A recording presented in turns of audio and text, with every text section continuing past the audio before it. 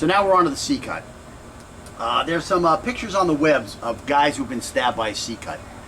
Someone who either knew what they were doing or just by hook and crook worked the technique out. Now let's just look at this blade for a second. Do I have a piece of paper out here? Any kind of piece of paper would be sufficient. I've got a piece up here.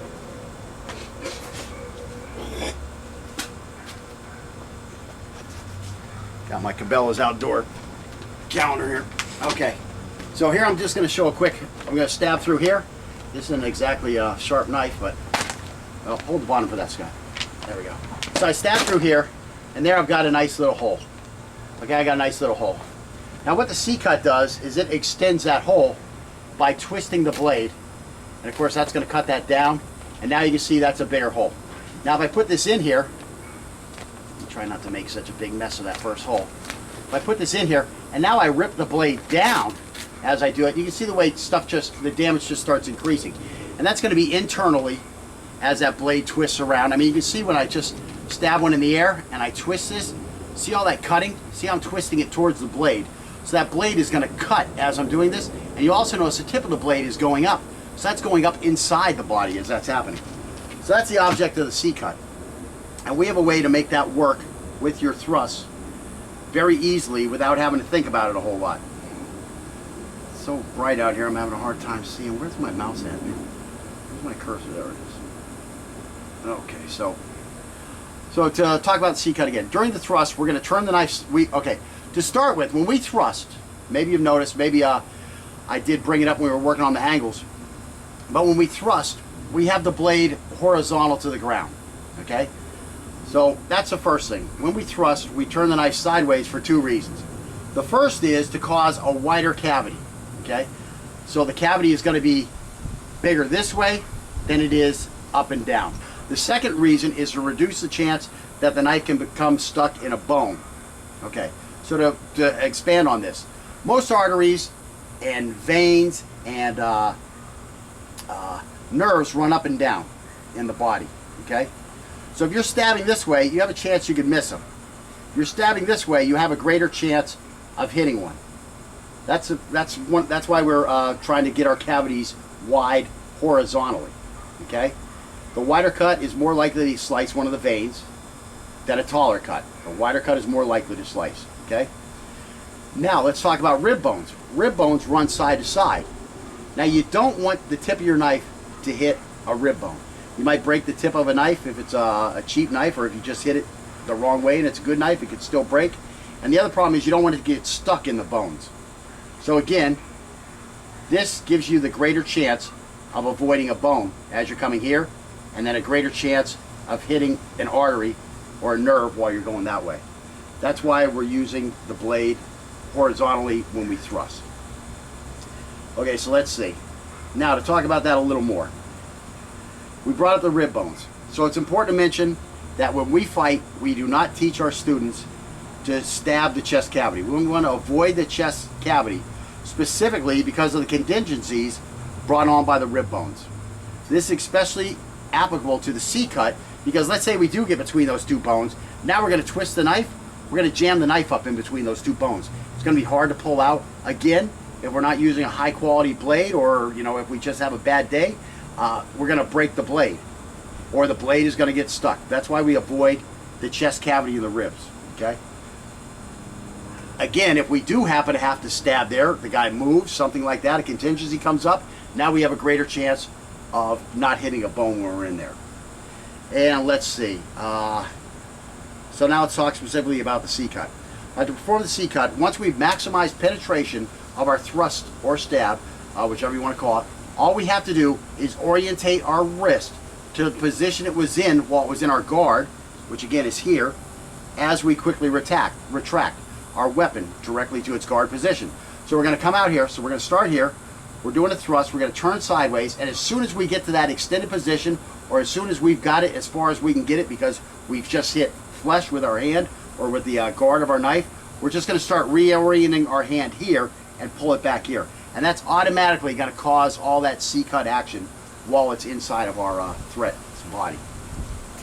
Let's see. The damage is dramatically increased during our angle and sixth thrust as we rip the knife downwards. So again, we get up here, we're going to rip this knife down. Look at all that motion. That's all happening inside of his neck. And now we're pulling this out. With the 7, this is all happening inside his neck, and we're pulling this knife out. It's dramatically increased because we're ripping the knife down. That's bringing the blade up. That's forcing this portion of the blade down. This is getting more stuff inside there with the tip, and now we're pulling this out. Whereas if we come in straight and we turn and we pull back here, it's not so much. However, we can get that dramatic increase where there's all that blade, the tip movement, if when we stab, we step to the side. Now we're going to be ripping this thing out this way. My body, of course, is going to be over there when I bring it back to my hip. So again, that's why we want to keep moving as we throw those techniques and after we throw the technique, because we can continue to inflict damage. So let's see. And again, those are on the angles 5 and 6. As we step, we're going to the side, we're going to get that dramatic increase in damage. Okay, and again, I talked about the internet. I think I lost my train of thought there for a second. On the internet, you'll see some pictures where guys like have their intestines hanging out of a wound.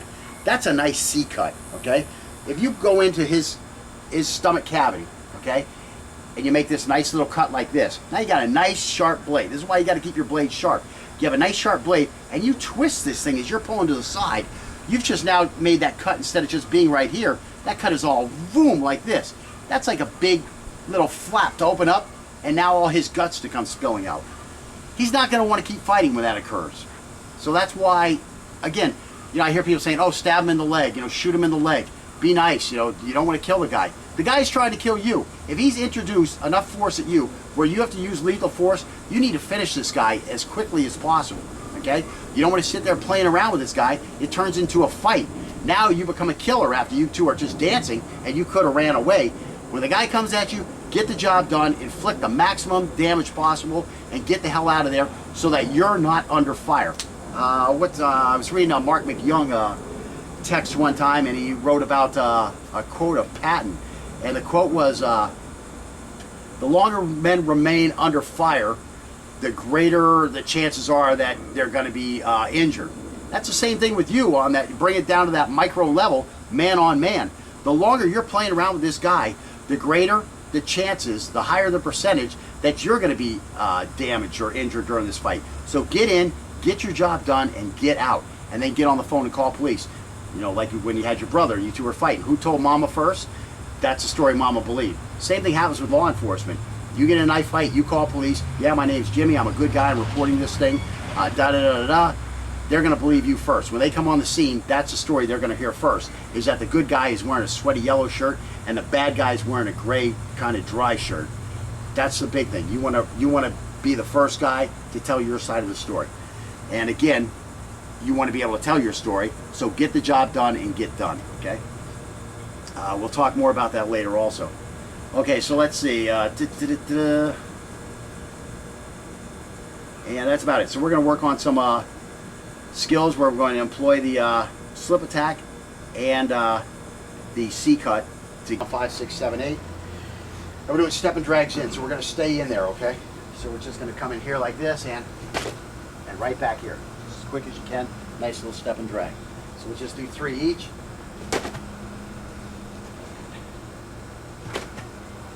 Go ahead, give me 3 of those.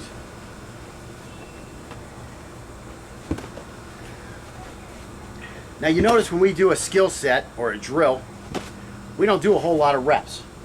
We're not worried about a whole lot of reps in any one skill, because we're going to repeat this skill over and over and over and over and over. Once you get the hang of it, get done with it. Advance your skills to a more usable skill set. So again, you know, we worked on that step and drag. We did a couple step and drag boxes out here, and then we moved that to a slip attack. We did some slip attacks at long range here, and now here we are back at the slip attack. So you don't have to just sit there and work one skill over and over and over before you add a skill. Get proficient at it, get comfortable with it, and add a new skill. So now we're going up to that 6, so see that big rip down?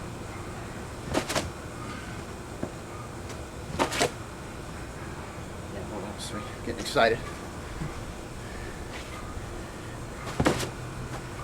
Nice. Now just relax. Leave your weight up there. You like we're twisting at the end. Yeah. Just sit down in there. Yeah, bring that knee up high, go low, and just sit in there after you stab. That's it, but bring that drag through. Okay, now what you're doing is you're forcing the knife way in there, and then you're twisting. As soon as you get here, boom, pull it right back. Just do like 2 more. That's what you want. You want this to become 1.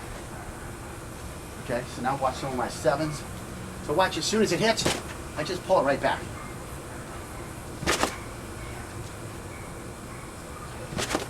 I'll tell you this much, when you stab and you hit flush, if you have a good sharp knife with a good point on it, you're gonna go right in and you're gonna come right out.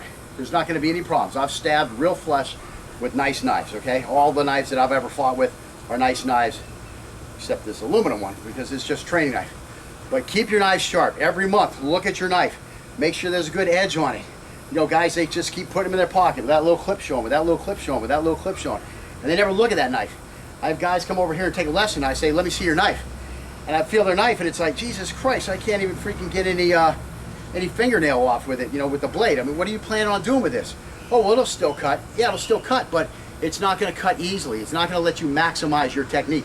Having a quality blade honed to the correct sharpness is as critical as your technique. Okay, this stuff, oh, just grab something. No, if you're going to carry something, okay, carry the correct equipment. Okay, you don't need 8 different knives. You don't need different knives. Go out and buy one good quality knife that you like. Okay, that works for you. Okay, if you don't like that knife and you get a new knife, sell the old knife. You don't need it. Okay, don't be a gear queer unless that's really your point in life, is to have every freaking knife you've ever had. Get one knife, get familiar with it, keep the knife properly honed, and keep the knife on you.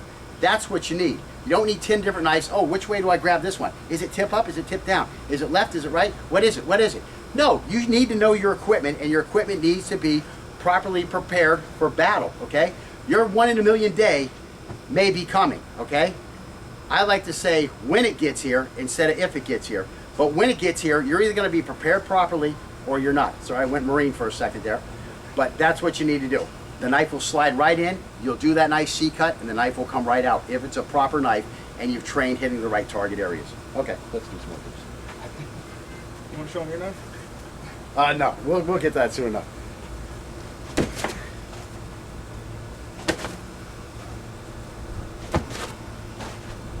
Stayed in there a little too long. Yeah, you just got, I mean, it's just a, there's that freaking wasp. Sole survivor. Stay still for a second. Fuck. Just give him a little tap. I'm trying, but he's just need my chopsticks. Need Musashi in his chopsticks. I'm not quite that fast. Maybe something bigger. Let's go away, boy. We killed your friends. We broke your house. Okay, so again, you just want to right like that. See the way I rip it down? Just rip it right back to where it is. As soon as I get to here, that's already programmed in. That's part of the stab move. That's what you want to do. You want to program that C-cut in as part of the stab move. You don't want to be like, oh, I'm going to do it this time, I'm not going to do it that time. No, do it every time, because you pick the correct targets, and those are the only targets you attack. Again, you can see how many stabs are from here to here where the ribs are. How many stabs? Maybe early on we were playing around. Actually, most of these are just rips. Yeah, that's when we from were... twos coming across it. There's one stab here where somebody missed. That puts you right up here in this bony area. That'd be a problem. There's one here right on the shoulder. Those could be problems. Again, you have a quality blade, it's not going to be a big problem. Also have a backup blade. I mean, you know, just redundancy is okay. I carry 3 knives with me at all time. One is my my primary go-to. I have a backup on my carry bag for my handgun.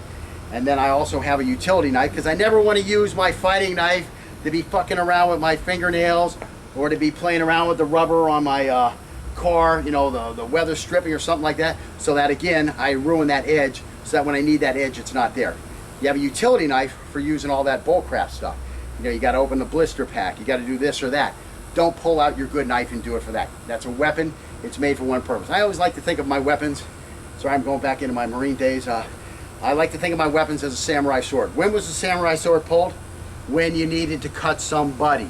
Okay, that's when it was. It was only open for combat. As a matter of fact, the guys who used to sharpen the blades, okay, I would bring my blade over, and if I'm a samurai, I'm going to bring my blade over, and I'm going to go, Scott, here's my blade. Well, my blade is going to be inside the sheath. I forget exactly what they call those things right now, but it's going to be inside of that. Now, Scott has to sharpen it. Well, guess what?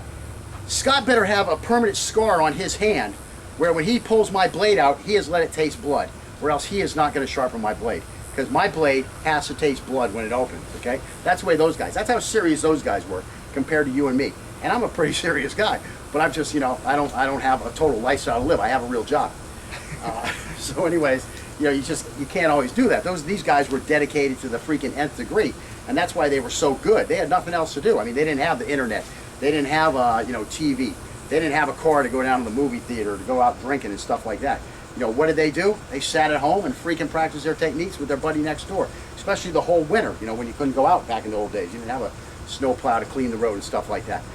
So anyways, that's the purpose of having a utility blade. I don't even know how I got there. Okay, let's continue. So again, this thing's going in and it's ripping right down. Okay, give it one of those guys.